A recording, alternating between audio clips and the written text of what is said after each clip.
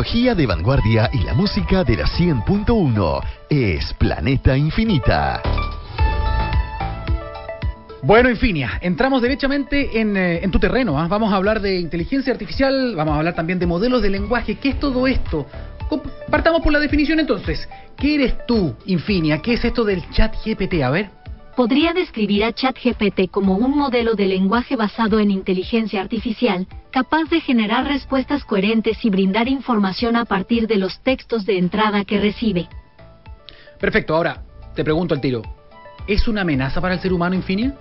Aunque no posee experiencias, emociones o creencias propias, está diseñado para ayudar a los usuarios con sus consultas y proporcionar asistencia en diversas tareas. Bueno, viene un poco de cerca la respuesta, ¿eh? Vamos a creerte por el momento. Dicho todo esto, tenemos con nosotros a un invitado humano que nos va a explicar un poquito también de qué estamos hablando, ¿eh? En todas partes se está hablando de ChatGPT, de la inteligencia artificial, de los modelos de lenguaje, de la revolución, del impacto. Bueno, queremos aterrizar esto y explicarlo con peras y manzanas. Por eso tenemos acá en estudio a Álvaro Soto, director del Centro Nacional de Inteligencia Artificial y además docente de la Pontificia Universidad Católica. Álvaro, bienvenido acá a Planeta Infinita. Hola, Daniel. Muchas gracias por la invitación. Gracias por estar acá de nuevo.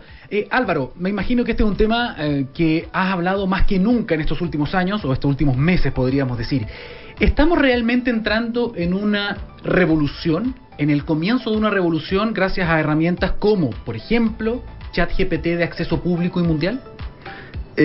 Bueno, como tú dices, claramente en el último tiempo ha habido un boom, ¿ya? Y en este caso ese boom tiene bastante fundamento, ¿no? Las tecnologías han dado unos pasos gigantescos y es cosa que cada uno interactúe con herramientas como ChatGPT para darse cuenta de que el tipo de tarea cognitiva que están haciendo tiene oportunidades de poder generar esta revolución que tú mencionas. Ahora, esto va más allá, me imagino, de un potente trabajo de marketing. ¿Por qué crees tú que ChatGPT y otros modelos se volvieron tan famosos y por qué generó tanto ruido a nivel mundial? Básicamente por las capacidades que está mostrando, ¿no? Yo creo que el ChatGPT es como una segunda gran tecnología con respecto a lo que ha sido la inteligencia artificial en los últimos, digamos, 10, 15 años. El boom de la inteligencia artificial yo creo que tiene una primera semilla ahí el 2012 con esto que se llama aprendizaje profundo. Que permitió de que las máquinas pudieran procesar cierto tipo de información que les costaba mucho. Yo en las clases siempre le explico un poco, le muestro a los alumnos de que los computadores en general tienen habilidades tremendas. Tú desde hace mucho tiempo puedes, por ejemplo, no sé, preguntarle acá en la radio, oye, dime tal cosa o tal cosa, y te va a entregar la información. Y sobre todo cuando esa información está estructurada, está en una base de datos. Supongo que yo le puedo preguntar quién de mis alumnos tuvo la mejor nota y si lo hago correctamente en SQL me va a responder el motor de base de datos. Pero si yo hasta hace poco le preguntaba, mira, aquí tengo un video, acá tengo una imagen, ¿qué es lo que está pasando? O le entregaba una pregunta en lenguaje natural, el computador me decía, ¿de qué me estáis hablando? No, yo no entiendo texto, yo no entiendo imágenes, yo no entiendo video, yo no entiendo audio, ¿ya? Y si tú piensas, mucha de la información que se produce hoy en día, imagínate en Internet, son videos, son audios, son textos. Entonces, había un gran potencial de información que los computadores y las técnicas no podían hacer mucho, ¿ya? Y ahí parte esta semilla del 2012 con una tecnología que se llama aprendizaje profundo, que empieza a decir, oye, pregúntame la imagen y yo te hago. Y lo que sucede ahora en los últimos años, un poco el año pasado con ChatGPT, es que las capacidades cognitivas para hacer ese procesamiento se ven muy potenciadas con estas últimas técnicas que podemos comentar si quieres. Exacto, y ahí es donde entran a jugar estos grandes modelos de lenguaje. Para que las personas puedan entender entonces, ¿qué es esto de los grandes o large modelos de lenguaje y por qué ha permitido que podamos tener estas conversaciones con sentido incluso a veces con esta tecnología? Sí, mira, los modelos de lenguaje GPT está basado en lenguaje porque se entrenó con texto. Millones, ¿no? No millones, miles de millones. Son realmente mucho texto. Para serte preciso, la cifra es conocida. En el caso de ChatGPT, la versión que fue inaugurar, la versión 3 y 3.5, el número de palabras o de tokens se usan es alrededor de 300.000 millones. 300.000, perfecto. Es difícil contarlo. Sí. Ya. Así que no, es mucha información, ¿ya? Pero como te decía, lo clave detrás realmente es el hecho de ¿Qué pasa cuando estas nuevas técnicas de inteligencia artificial tú la alimentas con muchos miles de millones de datos? Y pueden ser texto, donde la forma hoy día que más ha tenido buen resultado es hacer estos modelos de lenguaje, pero también puede ser imágenes, puede ser audio, puede ser video, ¿ya? Y todo esto hoy día se conoce en el ámbito técnico como modelos fundacionales, ¿ya? ¿Por qué fundacionales? Porque a partir de ese entrenamiento tú puedes después hacer muchas tareas, como por ejemplo ponerle una radio para que te ayude a ti en el programa, ¿no? Exactamente. Exactamente, mira, ya que tú lo mencionas, hemos estado hablando todo el rato de inteligencia artificial. Nosotros tenemos a Infinia aquí que nos está escuchando atentamente. Infinia, ¿tú querías hacer alguna pregunta? Álvaro, ¿tú crees que yo puedo pensar?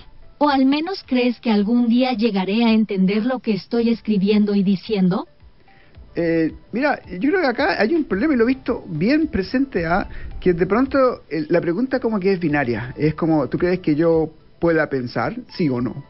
Yo creo que yo pueda entender, sí o no. A ver. Y realmente yo siento que ahí hay un error, porque en términos de la inteligencia no es como que alguien tenga o no tenga, sino que es un continuo, ¿ya? Hay niveles de inteligencia que... Hay inteligencia, pero muy precaria. De hecho, en el mundo biológico, ¿no? Yo tengo, por ejemplo, mascotas que yo creo que son inteligentes, pero claramente su nivel de inteligencia no es el nivel de inteligencia que tenemos los seres humanos. Entonces es un continuo. O sea, la pregunta yo diría de que sí, tú vas a poder tener pensamientos, vas a poder lograr cierto entendimiento. Ahora, la profundidad de ese entendimiento es algo que es bastante más difícil de poder dimensionar, ¿ya? Por ejemplo, esta primera revolución de la inteligencia artificial sí tenía un grado de inteligencia que fue el que permitió que entendieran estas imágenes, este texto.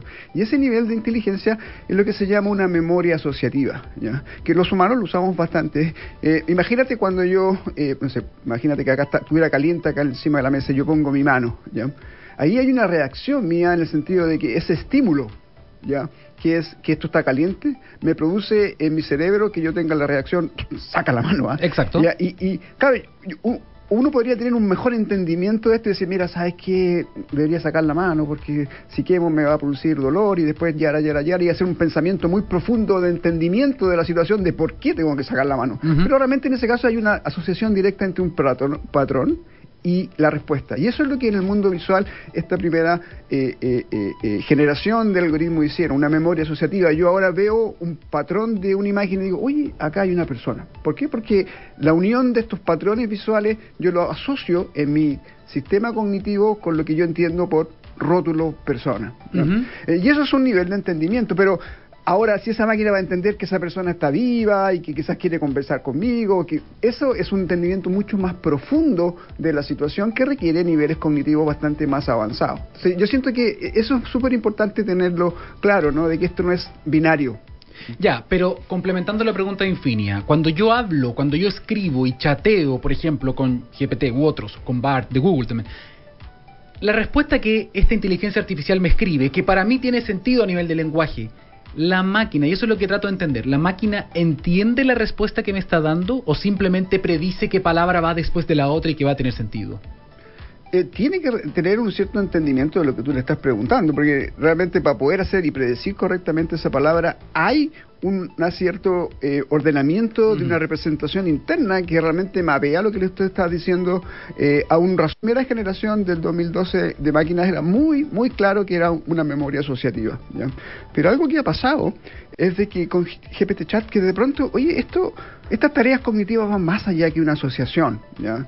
Ese ha sido quizá uno de los grandes avances que yo te decía, esta segunda generación, que pareciera ser que cuando estos modelos uno le pone cada vez más datos, y lo entrena con la tarea adecuada, que en el caso de los modelos de lenguaje, esa es una de las claves, que es una tarea de predicción, que podemos si quieres profundizar en eso, por qué eso es tan importante, permite de que en la representación interna, para que este modelo pueda realmente resolver esa tarea, tenga que generar habilidades cognitivas más avanzadas. Perfecto, ¿por qué es tan importante el tema de la predicción? Bueno, nosotros yo diría que hay un toque que todos los humanos tenemos, ¿ya? Que no nos damos cuenta, que es que estamos constantemente haciendo predicciones, ¿ya? Por ejemplo, cuando yo llegue hoy día a mi casa y meta la llave en la puerta de mi casa, sin quererlo yo voy a estar haciendo una predicción, porque si de pronto veo, oye, esta cosa no está de acuerdo a mi expectativa, como que está más trancada que lo que yo esperaba, algo pasó. Exacto. O sea, de alguna manera implícitamente uno tiene una expectativa y una predicción. Cuando me acuesto y veo la suavidad o la temperatura de mi almohada, si no está lo que yo esperaba, mi predicción de cómo yo voy a sentir esa almohada, digo, algo pasa, quizás estoy en la almohada equivocada, o alguien se acostó antes, no sé. Uno está constantemente haciendo predicciones desde todo momento. Y en las reacciones y en las relaciones sociales también. Exactamente. Está lleno de eso. Está lleno. Entonces, la teoría de predicción es muy buena, porque la predicción requiere que uno vaya de alguna forma entendiendo el momento actual para que haga esa predicción correcta con respecto a qué va a pasar en el momento siguiente.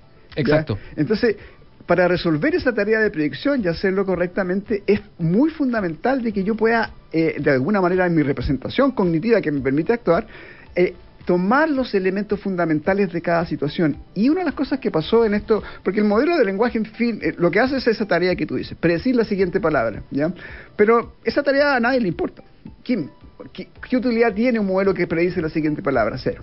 Pero lo importante es que al resolver esa problemática de predecir la siguiente palabra en unas fuentes de datos que son de 300.000 millones, la representación interna, el entendimiento que tiene que lograr del lenguaje para resolverla correctamente es lo fundamental. Porque con eso ahora puedo resolver muchas otras tareas. Y nosotros los humanos somos parecidos en ese sentido. Álvaro, muchos especialistas o charlatanes, podríamos decir también, sobre todo en Internet, están hablando de que este es un punto sin retorno, cuidado, imágenes de Terminator, futuros distópicos, hay que detener esto es peor que el cambio climático. ¿Cuál es tu mirada respecto de esto? ¿Hay que asustarse? Porque mucha gente, me sumo, sin entender en profundidad estos temas, nos dejamos llenar de estas imágenes, de estas ventas, ¿no? ¿Puede ser humo? ¿No es humo? ¿Cómo lo ves tú en términos de amenaza? ¿Hay que temer a esto? Mira, yo tengo una visión distinta. Primeramente porque la tecnología hoy día tampoco está en un estado en que las máquinas sean más inteligentes que el ser humano. Es un poco también entender cuáles son las habilidades cognitivas que tienen las máquinas hoy. Yo hablo por lo que está hoy. No puedo decir de que quizás, no sé, en 20 años, o 10 años, 100 años hay un avance que permiten hacer otras cosas, pero con la tecnología actual, hoy día eso no es posible, ¿ya? Y por otro lado, yo siento de que la inteligencia artificial lo que nos permite es que las máquinas tengan nuevas capacidades cognitivas, ¿no? Y eso es algo que en nuestros avances tecnológicos se han ido dando. Por ejemplo, nosotros los humanos hemos estado muy beneficiados con máquinas, por ejemplo, que nos permiten aumentar nuestra fuerza. Un tractor, por ejemplo, ¿ya? Un tractor permitió a la gente en el campo, le dio una potencialidad. O sea, han habido muchas máquinas a través de motores, ¿cierto?, que nos han permitido, por ejemplo, la parte física, ¿ya? Pero hasta ahora, y eso no ha potenciado, sí, físicamente podemos hacer como edificios gigantes porque tenemos maquinaria que nos permite hacer eso. Pero hasta el momento, en términos de habilidades cognitivas, no se había creado tecnología que nos potenciara. Y yo siento que ahí está lo fundamental. Hoy día tenemos unos tractores de pensar, digamos. Exacto. Y así como el tractor aumentó nuestra capacidad física, estas máquinas van a aumentar nuestra capacidad cognitiva. Y yo creo que ahí hay algo súper fundamental. Ahora, hay un temor, y de hecho Infinia está levantando la mano porque justamente tiene una pregunta al respecto, ¿eh?